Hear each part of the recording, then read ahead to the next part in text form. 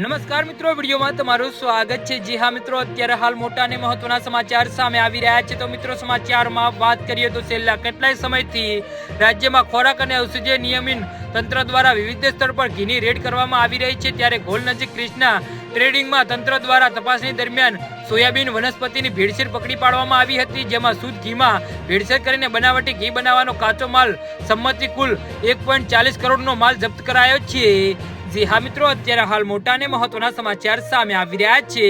તો મિત્રો, સમાચારમાં વધુ વિગતવાર વાત કરીએ તો ભેળસેળિયા તત્વો દ્વારા મોટા ભાગે ઘીમાં ખાસ પ્રકારનું રિફાઇન્ડ પામ તેલનું મુખ્ય ઘટક તરીકે વાપરવામાં આવતું હોવાનું ધ્યાનમાં આવ્યું છે, જેનું ટેક્સચર ઘીને મળતું આવતું આવે છે। આથી શંકાસ્પદ જણાઈ આવતા તેને ઉત્પાદન અંગેની માહિતી એકત્રિત કરી અધિકારીઓ દ્વારા આવું ભેળસેળ કરનાર અને તેમની દરેક કડીઓ તપાસ કરતા તેનો છેડો ગાંધીધામ કચ્છ ખાતેથી મળ્યો હતો। જી હા મિત્રો, અત્યારે હાલ મોટા અને મહત્વના સમાચાર સામે આવી રહ્યા છે।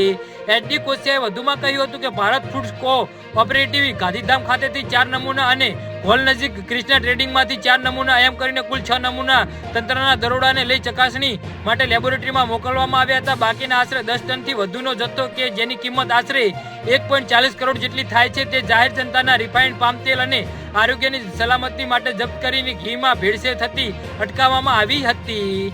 જી હા મિત્રો, તો આના વિશે તમારું શું કહેવું છે તો નીચે કમેન્ટ બોક્સમાં જરૂરથી જણાવો।